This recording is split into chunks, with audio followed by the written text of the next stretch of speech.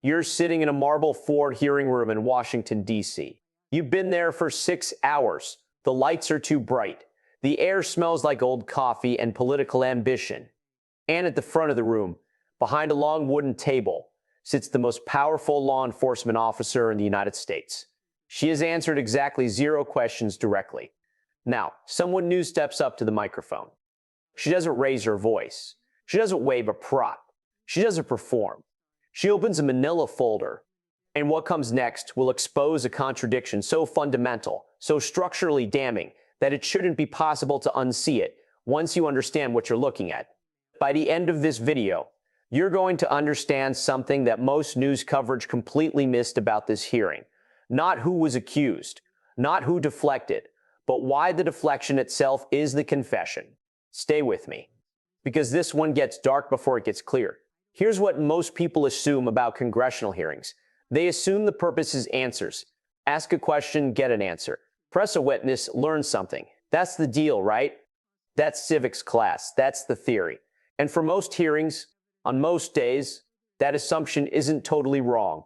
Someone stumbles. Someone reveals something. Someone says more than they meant to. But there's a different kind of hearing. A rarer kind. The kind where the refusal to answer is the answer. Where what gets avoided, deliberately, strategically, with full awareness of the cameras, tells you more than any direct response ever could.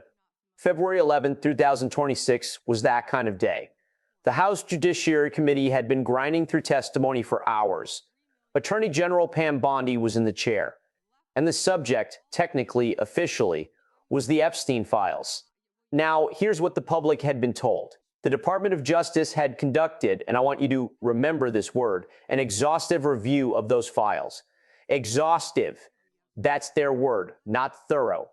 Not substantial. Exhaustive. Complete. Done. No additional individuals would be charged. Closed. That's the story the DOJ had given Congress, the media, and the American public, and most people accepted it. Because when the Department of Justice says exhaustive, what are you going to do? Argue with the Department of Justice. That's the misconception. That's the comfort blanket. And on February 11th, that blanket got pulled off. Slowly. Methodically. By someone holding a 2-page document. Before we get to the emails, and we're getting to the emails, I promise you, you need to understand who walked into that room armed with them. Because the name Zoe Lofgren doesn't trend on Twitter. She doesn't do cable news circuits. She doesn't have a viral moment reel. She's been in Congress since 1995, 30 years. She represents California's 18th district. Before Congress, she was an immigration attorney, then a law professor. Let me tell you what that background actually means. Immigration law isn't about big speeches. It's about documents. It's about the weight of words on a page. What's written, what's omitted, what's been redacted, what's been carefully avoided. Immigration lawyers read between lines for a living. Law professors don't just know the rules. They teach why the rules exist. They understand thresholds, what constitutes evidence, what triggers investigation, what the baseline for inquiry actually looks like. So when Lofgren walks into a hearing room with 2 emails, she isn't walking in hoping something sticks. She knows exactly what she has. And more importantly, she knows exactly what question those emails demand that the Attorney General answer. Now here's where it gets interesting. By the time Lofgren's name was called, hours had passed. Republicans had defended Bondi. Democrats had pressed her. Bondi had deflected, redirected, cited volume, claimed unfamiliarity, run out clocks. The room was tired. The energy was low, which is exactly the moment a precise person chooses to strike. Not with fire, with a folder. 2 emails. That's all. In a case involving 3 million pages of documents. 2 emails. Now, and I need you to feel the weight of this, the Department of Justice had access to all 3 million of those pages. They had time, resources, and over 1,000 agents reviewing the material. 2 emails. Didn't come up. Let's look at what was in them. The first email involves a woman referred to only by an initial. Someone asks Epstein about her status, and the exact language used is pro or civilian. Stop right there. Pro or civilian. Think about what that phrase means outside of any Epstein context. In what world does someone refer to a human being, a woman, as either pro or civilian? This isn't sports terminology. This isn't military jargon used casually. In the context of sexual exploitation and trafficking networks, PROW is shorthand for professional, meaning someone being paid for sexual services. Civilian means someone outside that world. The question being asked, in writing, is which category does this woman fall into? Epstein's response, she is a civilian, Russian, and his word, fun. A person reduced to 3 data points: status, nationality, utility. That's email 1. Email 2 is where it escalates. Epstein is writing to Steve Tisch, the co-owner of the New York Giants, billionaire prominent figure in both sports and Hollywood. The subject involves a Ukrainian girl. Epstein mentions an age difference. He says he'll convince her not to return to Ukraine, and then he writes a sentence that should have stopped the room cold. I don't like records of these conversations. I'm going to ask you to sit with that for a second, not because it's ambiguous, but because it's not. I don't like records of these conversations. That is not small talk.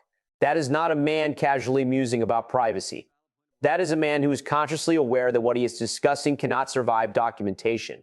That is someone who understands, explicitly, that if what he is doing were ever examined, the written record would be a problem. In criminal law, there's a concept called consciousness of guilt. It refers to behavior that indicates someone knows they're doing something wrong: fleeing a scene, destroying evidence, changing your story, instructing someone to move communication off the record. That last one is in this email. Now ask yourself, if you had reviewed 3 million pages exhaustively, if you had specifically concluded that no credible information existed connecting Epstein to other individuals, how does this email not get flagged? How does a message to a billionaire, discussing a Ukrainian girl, noting age concerns, and explicitly requesting that conversations not be documented, how does that not constitute the minimum threshold for further inquiry? Lofgren had that question too. Here's where Lofgren's legal training becomes a weapon. She does not say Steve Tisch is guilty. She does not say Pam Bondi is corrupt. She does not say Pam Bondi is corrupt. She does not say the DOJ is covering this up. She asks one question, and the question is so legally precise, so deliberately narrow, that there is no legitimate reason, none, not to answer it. The question is this: do these emails constitute credible evidence, not proof, not certainty, just credible evidence warranting further investigation? Yes or no? Let me explain why that framing matters. Credible evidence is the lowest bar in the investigative food chain. It doesn't mean you can convict someone. It doesn't mean you can indict someone. It doesn't mean you can indict someone. It doesn't even mean you have a solid case. It means, is there enough here to look closer? That's it. Is there enough in these communications? A classification of a woman by sexual status, a discussion involving age concerns about a foreign national, and an explicit instruction to move sensitive conversations off the written record to warrant looking closer at whether Steve Tisch was involved in Epstein's criminal conduct? Yes or no? A first-year law student could answer that. A first-year prosecutor would not need to consult anyone to answer that. A 5-second review of those emails by anyone with basic familiarity with trafficking investigations would produce an answer. Yes, obviously yes. The emails meet the credible evidence threshold. Not for conviction, not for charges, for investigation, for saying we see something here that requires a second look. Bondi had all day to prepare for this hearing. She had a department full of attorneys. She had presumably reviewed or been briefed on the department's own conclusions about the Epstein files. And when asked whether 2 specific emails presented in open session by a member of Congress constituted credible evidence warranting investigation, she said she wasn't going to play a yes or no game. She claimed unfamiliarity with the specific email. She reminded the committee there were 3 million pages. She spoke long enough to eat into Lofgren's 5-minute window, and she never answered. I want you to hold that, because what I'm about to tell you makes the non-answer considerably worse. Earlier in the same committee room, not months ago, not in a different context, FBI Director Kash Patel had testified, and he said something categorical. He stated there was no credible information indicating that Epstein trafficked victims to anyone else. No credible information. That is not a nuanced statement. There's no wiggle room in that phrase. He didn't say insufficient evidence to prosecute. He didn't say evidence that doesn't meet the criminal standard. He said no credible information. Now, Lofgren is sitting in that same room hours later, holding emails in which Epstein categorizes women by professional status, discusses a foreign national in terms of age difference and whether she'll return home, explicitly tells a billionaire associate to call rather than write because he doesn't want records of the conversation. And the question becomes inescapable. If there is no credible information connecting Epstein to others, what are these? Are they not information? Are they not credible? Or were they simply not reviewed in the way the word exhaustive implies they should have been? Because here's the thing about the word exhaustive. It's not a casual word. It doesn't mean we looked at a lot of it. Exhaustive means complete, all-encompassing, nothing left unexamined. If your review was truly exhaustive, if it covered 3 million pages with the seriousness that word demands, then the Attorney General of the United States should not be expressing unfamiliarity with a high-profile email involving a billionaire and a trafficker's explicit discomfort with written records. Either the review wasn't exhaustive, or the email wasn't flagged because it was inconvenient, or Bondi knows exactly what's in it and is making a strategic choice not to engage. All three of those options are problems. Pick your poison. And here's what makes it worse. Lofgren didn't just have the emails. She had been to the Department of Justice herself to review the files. And in a few hours of constrained access, 4 computers for 435 members of Congress, 4 she found references in the files from the U.S. Attorney's Office for the Southern District of New York. References to additional survivors.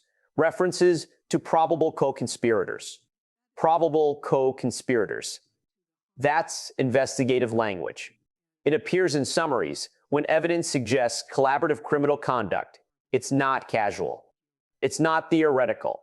It means the investigators themselves, inside the DOJ, recognized possible accomplices. And the DOJ's public conclusion was no additional individuals will be charged. Exhaustive review. Done. When Lofgren says the transparency argument is a sham, she isn't being theatrical. She's describing a logical impossibility. You cannot claim an exhaustive review produced no credible information and simultaneously have your own files reference probable co-conspirators. One of those things is not true. Let's talk about the number that should have dominated every front page. Patel, the same director who testified there was no credible information connecting Epstein to others, also admitted something else. Up to 1,000 FBI agents had been involved in reviewing and redacting the Epstein files. 1,000. Let me put that in context for you. The FBI has roughly 35,000 employees total, agents, analysts, support staff across the entire country. They investigate terrorism, cybercrime, organized crime, public corruption, and counterintelligence simultaneously.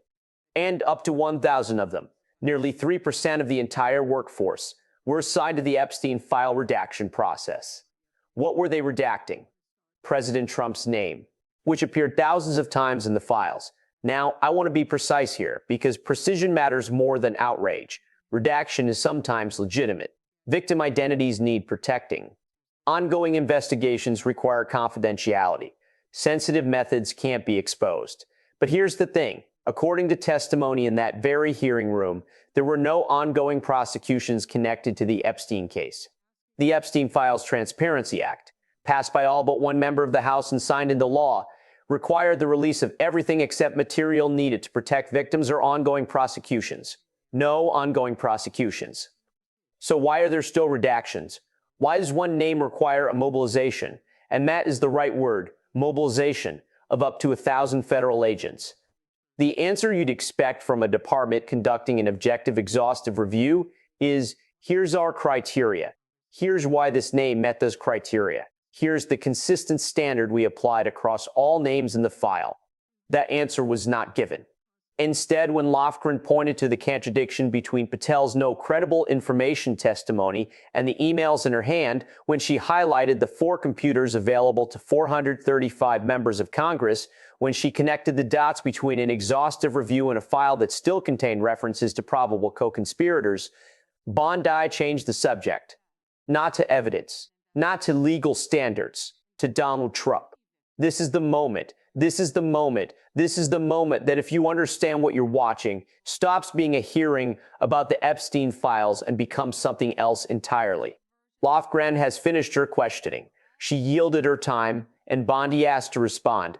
The room expects a legal rebuttal. Some form of here's why those emails don't meet the credible evidence threshold. Here's our analysis. Here's the legal reasoning that led to our conclusions. Here's why Patel's testimony remains accurate. That's what a chief law enforcement officer does when confronted with documentary evidence in an oversight setting. That's not what happened. Bondi opened her response by calling Donald Trump the greatest president in American history in a hearing about the Epstein Files in front of survivors of Epstein's trafficking ring. In a room where a member of Congress had just presented 2 emails, one involving the categorization of a woman by sexual status, one involving a foreign girl and a billionaire, and explicit discomfort with written records. The greatest president in American history. She then questioned Lofgren's funding sources, referenced the Democratic donor, implied partisan motivation, went after Lofgren's social media activity during a previous administration. None of that, not a single syllable of it, addressed the emails. None of it touched the yes or no question. None of it explained why the credible evidence threshold wasn't met. None of it reconciled exhaustive review with probable co-conspirators in our own files. It was deflection dressed as counterattack. It was political performance at a moment that demanded legal precision. And Lofgren, still in that chair, still on camera, still in front of those survivors, said one word that cut through all of it. Pathetic. Not dramatic. Not self-righteous. Not performed. Just pathetic. The Attorney General of the United States, presented with documentary evidence about potential involvement of a powerful individual in proximity to one of the most notorious trafficking cases in American history, could not answer yes or no, and instead pivoted to praising a president and questioning campaign donations. Pathetic. That word didn't get headlines, but it should have, because it named something real, the collapse of a basic oversight expectation, that when evidence is presented, evidence is addressed. I told you at the beginning of this video that the deflection itself was the confession. Now let me pay that off. This is the part most political commentary skips over, because it requires thinking structurally rather than tribally. Here's the question you should be asking. Why wouldn't you just say yes? If Bondi had looked at those emails, 2 emails in a case she's been briefed on extensively, and genuinely believed they didn't meet the credible evidence threshold for further investigation, why not just say that? No, Congresswoman. I've reviewed the department's analysis of those communications. They do not meet the standard for credible evidence of involvement because of XYZ. Done. 2 sentences. Clean. Defensible. On the record. Why not say that? The only reasons not to say that are 1. You don't know what's in the files well enough to defend the conclusion, which means the exhaustive review wasn't what it claimed to be. 2. You know what's in the files, and you know the emails do meet the threshold, and you're choosing not to acknowledge it. 3. Acknowledging any threshold being met opens a door that someone has decided should stay shut. All 3 of those answers are accountability failures. All 3 produce the same result. A survivor in the gallery watching the government choose performance over precision. And there's one more layer. The 4 computers. 4 computers for 435 members of Congress to review 3 million pages of documents. Do the math on how long that would take. It's not months. For complete meaningful access, we're talking years. That's not transparency. That's the architecture of non-transparency. A structure designed to technically comply with a law while functionally preventing the oversight that law was meant to enable. And members who did manage to access the files, under those constrained conditions, with limited time, came back with references to probable co-conspirators. Additional survivors. Material that contradicts the story of closure. This isn't speculation, it's structural analysis. When an institution claims a complete review, refuses to address specific documentary contradictions, mobilizes 1,000 agents to redact one name, provides 4 computers for 400 members, and responds to evidence-based questions with political praise and personal attacks. The question isn't whether something is wrong. The question is, how far does it go? That question is still open. That is not a rhetorical device. That question is genuinely, operationally, consequentially open. And the hearing that was supposed to close it made it louder. After the hearing ended, the news cycle moved. There were other stories, other hearings, other moments of political theater that swallowed the oxygen. But some things don't get moved by a news cycle. The emails are still in the congressional record. The word exhaustive is still attached to a review that produced no credible information in a file that also contained references to probable co-conspirators. 1,000 agents assigned to one name, 4 computers for 435 members of Congress, and a yes or no question asked precisely, calmly, with documentary foundation that the Attorney General of the United States declined to answer. These aren't political talking points. They're structural facts. And structural facts have a habit of accumulating. Survivors of Jeffrey Epstein's trafficking network sat in that gallery not because they expected a dramatic revelation. They sat there because oversight is one of the few remaining mechanisms they have left to trust. They sat there because the first time the system dealt with Epstein, the first plea deal, the sweetheart arrangement, the non-prosecution agreement, it failed them. Comprehensively. Institutionally. On the record. When the same system promises an exhaustive review and then cannot answer a threshold question about 2 emails, the failure isn't just procedural, it's personal for them. And there's a Minneapolis moment in all of this too. Something Lofgren raised at the end of her time, almost as an afterthought that shouldn't be treated as one. Federal agents defied a court order. State and local police with judicial authorization were denied access to a crime scene involving American citizens killed by ICE agents. The Department of Justice didn't collaborate. One incident is an outlier. 2 incidents in the same hearing, from the same department, on the same day. That's a pattern forming. And patterns, once visible, dull disappear when the cameras turn off. So where does this leave us? Not with charges, not with convictions, not with the closure that survivors deserve. It leaves us with a set of irreconcilable facts and an institution that chose not to reconcile them. An exhaustive review that apparently missed emails involving coded language, age concerns, and explicit requests to move conversations off the record. A categorical statement. No credible information that sits directly against documentary evidence of coded communication between a trafficker and a billionaire. 1,000 agents. One name. Thousands of redactions. An ongoing prosecution that, by the department's own testimony, doesn't exist. 4 computers. Hundreds of members. Millions of pages. Time running out. And a question, not about guilt, not about charges, just about the minimum threshold for looking closer. That went unanswered. Here's what I want you to take from this. Oversight is not theater when it functions. It's the mechanism by which a democracy holds its institutions accountable. It requires one side to present evidence and the other side to address it. When that mechanism breaks down, when evidence is deflected rather than addressed, when legal questions become political attacks, when exhaustive means something less than the word demands, accountability doesn't die loudly. It just quietly stops working. And that's what made February 11th, 2026 consequential. Not the screaming. There was no screaming. Not the drama. There was no drama. There was no folder. 2 emails. 1 question. And an answer that never came. The emails are still in the record. The contradiction between exhaustive review and probable co-conspirators is still unresolved. The gap between Patel's categorical denial and the documentary evidence Lofgren presented is still open. These things don't disappear because a hearing ended. They accumulate. They compound. They become the foundation of the next question, and the question after that. And sometimes, not always, but sometimes, accumulated unanswered questions reach a tipping point. We may be closer to that point than the news cycle suggests. 1 folder, 2 emails, 1 question unanswered. That's not nothing. That's a fault line. If you made it this far, I want to ask you something directly. Not to like the video. Not to hit subscribe, though. If this kind of deep analysis is what you're looking for, subscribe, because we do this every week. I want to ask you, what do you actually think happened in that hearing room? Not what you're supposed to think. Not what your preferred news channel told you to think.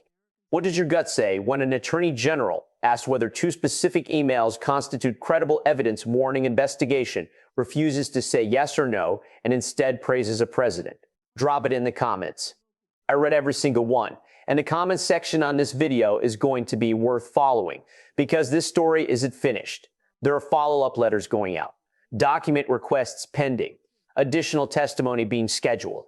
The next shoe hasn't dropped yet. When it does, I'll be here with the folder open.